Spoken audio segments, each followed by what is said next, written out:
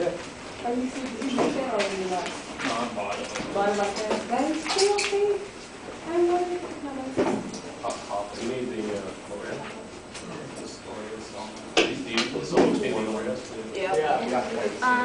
We can just. I can help you out. No. It's on. Oh, that.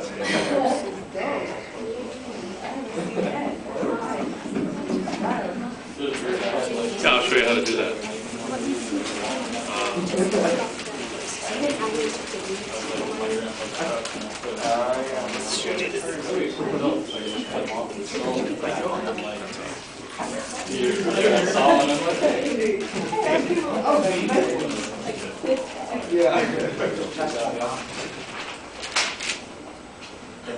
When you need to turn, when you want to turn that on, you see the button I hit? You know, I left the point on. Oh, you didn't change that? Oh, I don't. She said she's not.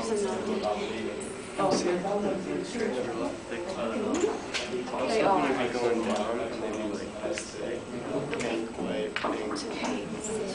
While they're setting up, I'll reiterate that at the end of the class, I'll take a few minutes So to you go didn't through. change the order of the If you make a presentation today, I'll take a few I minutes. sent it to oral. feedback. Did it check?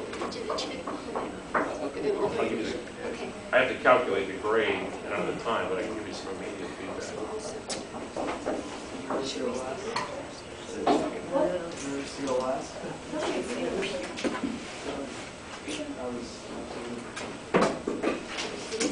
That was G-rated, right? That's what I told him to do, but I don't know. G for good, right? That's G rated. Okay. So we did Victoria's Secret, and this is my team: Josh, Wei, Eva, and Ashley. Josh has done business ethics. What are we doing? Yeah, we got it right here. Business ethics, public relations, marketing, and advertising. And I did growth in the market. And it's kind of interesting is that Victoria's Secret is one out of numerous subsidiaries, if you will. Father, son, mother, daughter to a larger company called Limited Brands, which you guys may be familiar with. Limited, the New York Stock Exchange LTD, you can find if you're familiar with looking up stocks and whatnot. Let's see. They are, well, let's start from the beginning, all right? The company was started in 1963 by a guy named Leslie Wexner in Columbus, Ohio.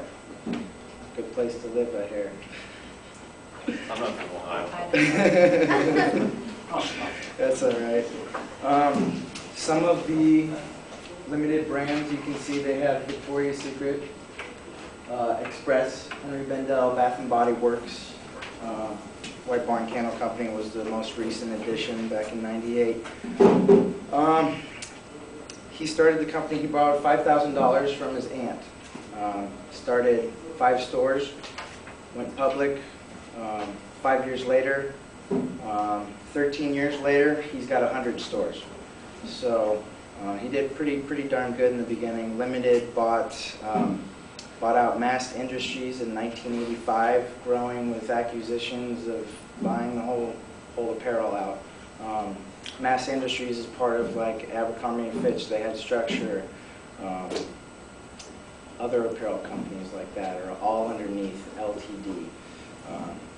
So today, the stock, well, let's see, the chairman and CEO, Leslie Wexner, he's 67 now. He's making about $1.5 million a year, and on a bonus, yearly bonus, he's making 2.9. So he's pretty well. You could say he's the wealthiest man in Ohio. Nice place to, I don't know, someone else could be more than that. Vice Chairman Leonard Schlesinger, I don't know how to pronounce his last name, what is it? Schlesinger. Okay, Schlesinger or whatever. Makes a bonus, he's making $1 million less, he's making a bonus of a little bit less, almost half of the company's revenue comes from Victoria's Secret side. There's like two different sides of the company. There's the catalog and order side, and then there's the stores. And they're coming out with, you know, they were just the women's lingerie, bras and panties, all that stuff, but now you can get, you know, fragrances, lotions, beauty supplies, you know, swimwear, shoes. They're growing with a lot of different stuff. Let me talk more about the stock. I know a little bit more about that. There's about 900 Victoria's Secret stores out of the 4,600 of all these. There's about 900 Victoria's Secret stores out of the 4,600 of the whole conglomerates. Does that make sense? Out of Bath and Body Works, out of Express, out of Limited. The stock right now is at it's running about $24. The other day it was $24.51. 6 months ago it was $30. And I'm attributing to that their stock's going to grow up. It's kind of like a seasonal stock to buy. You go in, you buy in the summer, come winter, here comes all the presents, here comes all the people spending money, shopping. It's where they get most of their money, and then it kind of, you want to sell kind of before Valentine's Day, something like that. You can see their stock go down. In front of you, I put kind of some paper to compare some of their competitors. JCPenney and the Gap. Let me make this smaller. There we go. You can see this is a 2-year, May, April, March, 1 year. So this is what it's done in 1 year, and the months up here, you can see how it kind of dies off. And then towards October and November, you can see the months of, you know, people going out shopping, buying their wives, whatnot, beauty supplies and lingerie. Gap, you can see, has kind of had a mountain of highs and lows, and JCPenney over the last 2 years, well, I wish I could go back in time and buy a couple shares there. They've had a constant climb. They're up about $20-something in the last 2 years. What else do they have? Competitors, you know, Nordstrom's, Sears, Fredericks of Hollywood, Calvin Klein, Delilah, whatever. Delia's, is that how you guys pronounce it? I don't know. I don't shop there. LTD. So LTD, if you guys want to look up more stock, they're paying about a 2.45% dividend annually. So you know, you have $100, you're going to get $2.45 back, and so on and so on. So as of now, the company is kind of reorganizing their business options into 3 different groups. They're trying to take all their subsidiaries, all their children company, and reorganize it into 3 different groups. You know, you have apparel, you have beauty care, and you have lingerie. Wexner will overhead that whole department. The Victoria's Secret, Schlesinger, the chief, the vice president, is going to oversee the other personal care, Bath and Body Works, and then there's a new company I didn't go much into. Well, that's on this page. How's everyone doing so far? Is it too much information? All right. I think my time's coming up here. It's pretty much clear that LTD, Victoria's Secret, they're not going anywhere. No one's going to buy Victoria's Secret out. No one's going to sell Victoria's Secret. They got a pretty good thing going for them, considering, you know, just half of the company makes up for half of the revenue of the whole thing, the whole stock, all the conglomerates. They're doing the best. I'm not sure how many employees are now based in this country, because there are no outside stores. There's no international Victoria's Secret stores. It's only online and done through catalogs. So you're not going to go to Europe and find an Express or a Bath and Body Works or a Victoria's Secret. You'll find it online. You can order all that stuff online. Which is you got.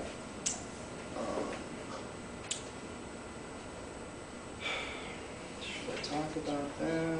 There's more. I think I'm done. I want to talk about more, you know, but later, I get to live. Everyone, welcome Josh, business ethics. Sit down. All right. Okay, talking about business ethics here, and when you think of ethics, first thing that comes to your mind, well, the first thing that doesn't come to your mind is half-naked women, and that's sort of what people think about when they think Victoria's Secret, as you see here.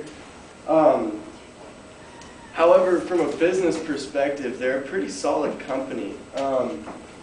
They've, like Brett was saying, they were given they had dividends.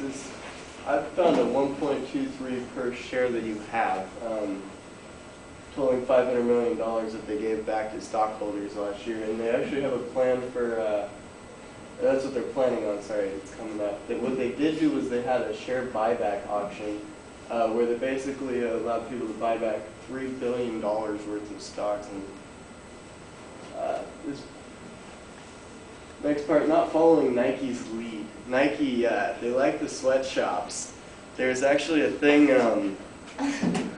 this is kind of old, but it says in 1995, kudos were handed out to those companies who have successfully fought against sweatshops.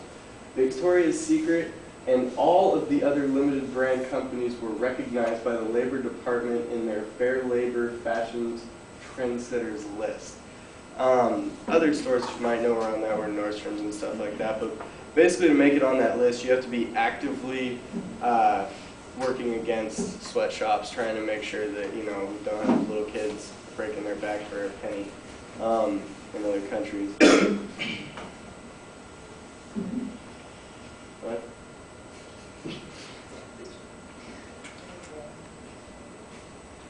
There should be a third one. Okay, well, something's lost here. There's another thing, like I started out with talking about, you don't think of half-naked women or whatever as being ethical. A lot of the stores that Victoria's Secret has are pretty much all in malls, but they've also got beauty stores and stuff like that, and they're trying to expand. They just started putting stores in airports in the UK. London, I believe, has a store in their airport. It's not a lingerie store, it's an intimate wear store. It's a Victoria's Secret Beauty. But a picture that I saw in one of my articles, it had the typical Victoria's Secret poster on the outside. And the first thing that came to my mind was, in an airport, you got people walking through that don't necessarily want to see Victoria's Secret type things when they're with their kids or something, and so it's kind of putting it out there. However, when you move to the inner workings of the company, they have a great website actually. They talk about what we stand for, moral codes and stuff like that, and basically Les Wexner has written down, it says, Limited Brands has long been recognized as a values-based organization. We are committed to building a culture that fosters mutual respect, open communication, and sharing. As an enterprise, we have chosen to live our professional lives by the philosophy we consistently try to do what's right. This behavior manifests itself in how we treat each other, how we treat customers, and how we support the communities in which we live and work. That's what makes me so proud of the women and men who represent Limited Brands. Basically, it goes on and talks about kind of having a drug-free environment, unfair competition, which I actually liked. Some things that we've learned around here is, all the different styles of competition. And this says, we have full confidence in our ability to succeed and prosper in a free marketplace. Our competitive advantage is the superior quality of our associates, merchandise, stores, and services. We do not tolerate illegal restraints of trade or unfair competitions. Don't enter into any discussions or arrangements with competitors that affect pricing, marketing, or labor practices. I don't know, it seems like a lot of the things we have today, they don't say that sex sells because everybody's a pervert. People buy it. People buy Victoria's Secret, and they run off a thing that sex sells, and we kind of ask for it. And they make money off of it, and they run their business very well. So That's what I got. So as you can see, I'm going to talk about public relations and Victoria's Secret. What I did is I asked them mail me the whole information from the limited brand company. So I did and also I did some other research. So as my classmates mentioned, Victoria's Secret is established in 1970s, and at the time they only have 3 stores and 1 catalog business. And then right now they developed 1,000 stores in the U.S. So today they have 3 units, which is Victoria Stores, Victoria Direct, Victoria Beauty. Victoria Direct, which means catalog and e-commerce. And so a lot of public relations communications, because Victoria's Secret belongs to a limited brand company, so they usually managed by the parent companies, which is limited brands. So the targets of communications, is going to all the stakeholders, which we learn in class, is customers, shareholders, general public, media, government, and corporate partners. And through these channels, website, annual report, quarterly reports, and press release. So as Josh and Brad mentioned, Victoria's Secret so far, they don't have international stores around the world, but you can buy their products through the website. So obviously, customer communications, the primary way to do this is through the website. So you can go to www.victoriassecret.com, order a quick catalog items which you want, and then you can also find a nearby store, and also then you can buy a gift card as well. So through the website, they also establish some information available for some people who have hearing challenge, or some people who speak Spanish.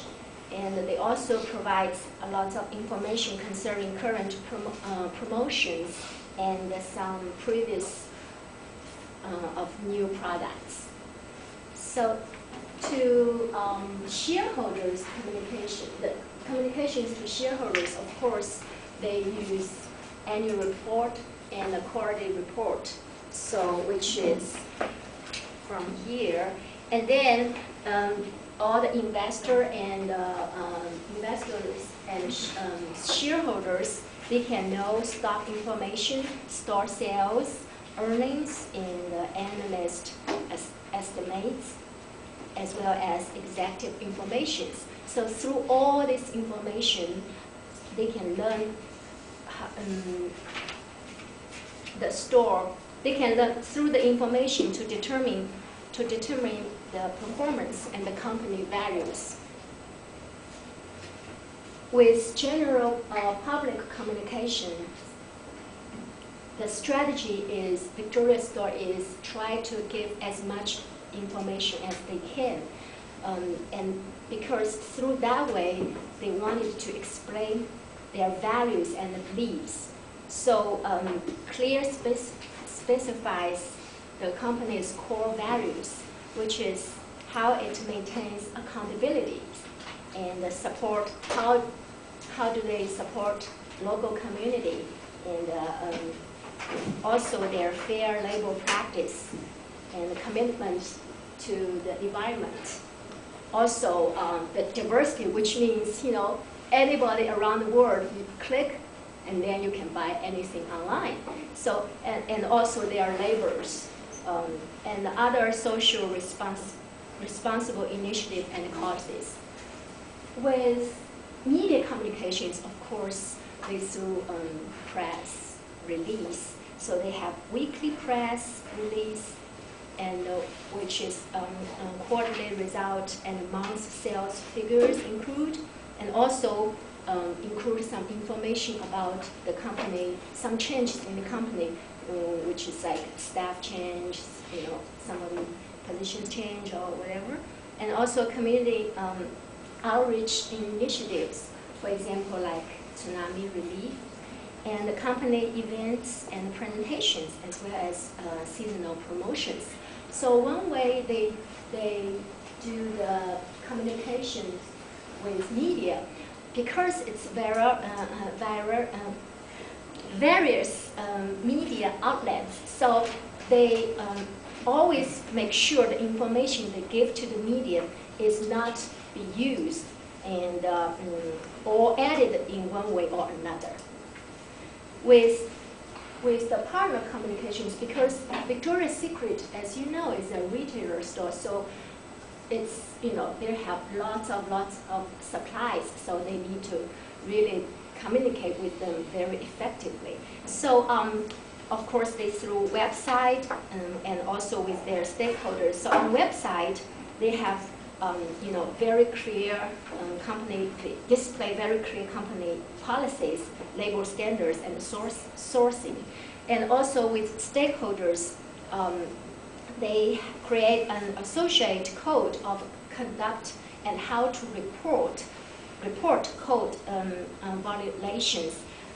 So this is very important to a very important avenue to get feedback and incorporate the feedback, and also show the company, how show to the stakeholders how their feedback influence the company's policy, procedures, changes. And also they have a section on the website which is FAQ. Everybody knows, frequently asked questions.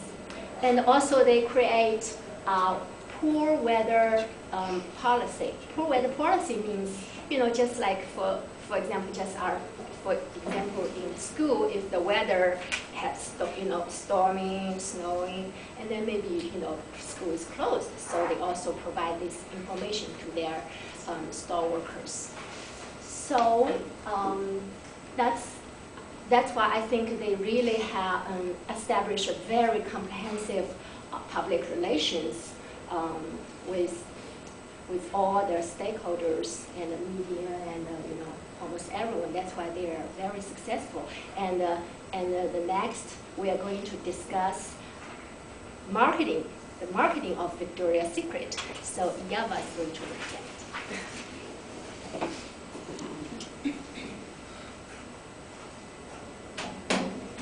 So in today's competitive market, Victoria's Secret uses several marketing strategies in order to succeed and grow. In the last couple of years, the company has restructured on who they're focusing, and by researching who their current and potential consumer are, they found that college-age women and single women are most of their profit generators. Therefore, in 2004, they launched a new collection called Pink that is specifically designed and is targeting college-age women ages between 18 and 22. Pink offers its consumer cute and playful cotton intimate wear and pajama sets. And it has been brought almost in all of the stores throughout the U.S. And as Ed Resnick, president and CMO at Parent Company Limited Brand, says, Pink is attracting both new and traditional Victoria's Secret customer. Another group of women that they focus on are single women, because they have found that single women are more often willing to upgrade their lingerie drawers with new sexy items. And therefore, Victoria's Secret stays loyal to its very specific definition of its customer. And as Bud Taylor, Executive Vice President and General Manager of Lingerie Division, says, we have it literally down to a T. She's a 26-year-old single female working in Chicago, has a college degree, an MBA, is a size 6, loves her body, loves to travel, loves to work out, and considers herself a babe. The company has also realized that a critical step to building a loyal customer base is to provide fast and efficient customer service. Therefore, all Victoria's Secret employees are trained to the highest professional level in all areas. And in-store associates are trained to deliver one-to-one interactions with shoppers, and associates emphasize the importance of the touch factor, because the company believes that if consumer will touch their product, it will remove some kind of image from their past, and it will lead them to buying the product. And also the expansion on the World Wide Web has been profitable for the company. It targets consumer anywhere, anyhow, and anytime. Through the internet, Victoria's Secret is able to reach customers in the countries where they don't have the stores and where they do not provide catalogs. It has also encouraged men to buy the products online, and currently about 40% of their total sales comes from internet. And by using email marketing strategy, it has helped to integrate offline promotion with online customer contact. They have used it since 1998 and have a distribution list of 4.5 million subscribers. Email marketing strategy helps to determine what type of promotion would likely to generate sales, and they separate them into two separate launching campaigns.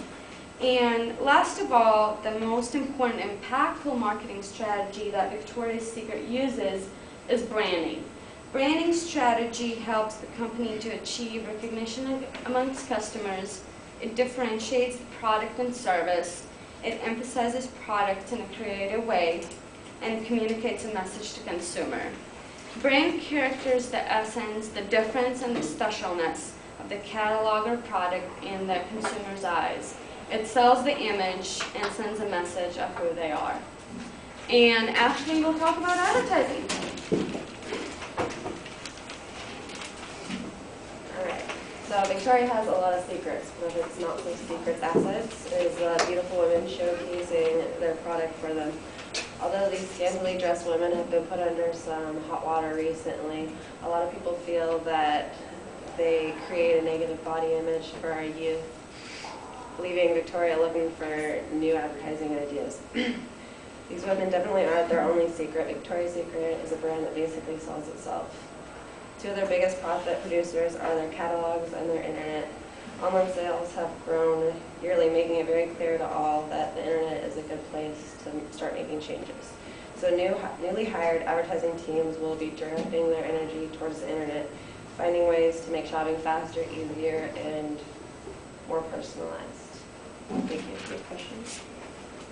So that's our team, everybody. I'm going to just wrap it up here since I know we went over our time a little bit more. But Victoria's Secret, it's basically, she's right, it sells itself. The highest paid models work for Victoria's Secret. Heidi Klum wears an $11 million bra. Giselle, Petra, Tyra Banks. They're all pretty good people there, and a good look at the financial overview of the company would make you a firm believer that the LTD, they're not going anywhere. It's too big, it has too many assets, its long-term debt is rapidly decreasing. So they're going to provide you with they might not be the best company to invest your money in during the year, but want to need a question that will remain forever. Who is Victoria and what is her secret? That's it. Oh yeah, is there any questions? Come on. Yeah, I have a question. Come on. I'll let them ask the questions first. Rochelle. Did you enjoy doing this project? I did enjoy doing this project very much because I learned a lot, and it was fun to interact with other classmates and to get to know a little bit about them a little bit more, you know. Okay. Next. I've got a question. Melissa. Oh, go ahead, Melissa. What? Melissa first, you had a question. Oh, I didn't. Oh, The question I was going to ask is, do they have a, maybe this is for Wei, but it could be anybody, do they have like an office of corporate communications or something like that? You know, I have difficult time to find this. I assume they do have one. Yeah. Most of their stuff's based in Ohio, so it's like Columbus, Ohio. exactly. Yeah. The website, though, ltt.com or limitedbrands.com, provides you on the left side, it provides you with links, and it provides you with all their investors, relations. If you want to be an investor, if you want to buy stock, they have all this stuff, you know. Yeah, and all the phone numbers. Tells you how many employees and stockholders. It's a pretty amazing website.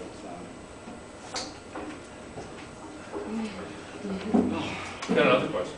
Okay. Please. Somebody else have a question? Or just No, just- it's all you, She's just yawning. Just yawning. She's just Okay. tired. Yeah. Maybe time to go to Victoria's Secret. Yeah. Well, you have a Yes. profile, the demographic of the customer really, you know, they've got it pretty well figured out. Are there any examples of advertising that was aimed, or an example that's aimed specifically at that customer that you recall? Just that they were aiming at, how old was it? 26-year-old. 22 and the 26-year-old single female. Where do they advertise? I'd for say it's instance? considered successful. It was fashion shows mainly, but recently since the Janet Jackson thing, like I said, they've been under some hot water lately. They aren't doing that on TV Yeah, anymore. they might not have that fashion show They're this not year, doing it on you TV guys. anymore, it's on the internet now. I was just curious on what advertising they use to reach that demographic. Because that's kind of the key in marketing and advertising. Marketing, you figure out who your customer is, and in advertising, you try to figure out how to reach that customer. If there's a magazine, if there's a way that that profile reads or something like that, you try to advertise to it. They are sending 395 million catalogs out every single year. The fashion shows are mainly. Or maybe with unrecyclable paper. So a lot of it's catalog. Unrecyclable. Yeah, catalog. Got another question. Always like seen. Got another question, I guess mostly for Josh, but others might be able to handle it. Did you have a, do they have a statement of values or a mission statement? Yeah, I read it. Did you read it? Yep. Okay. No, it's what we I didn't stand hear. for. They've also got, you know, it's under our values, director responsibility, stuff like that. But it just says what we stand for, you know, limited brands is long been recognized, value-based, yada, yada, yada. Okay. Okay, I'm happy. Good job.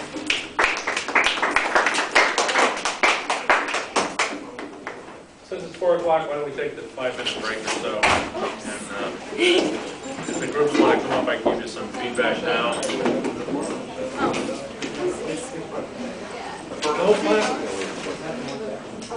What's your mission statement?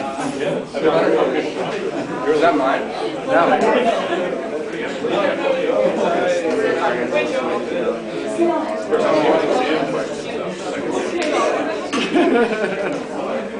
Hey, $25. You have to leave it. Where did you get your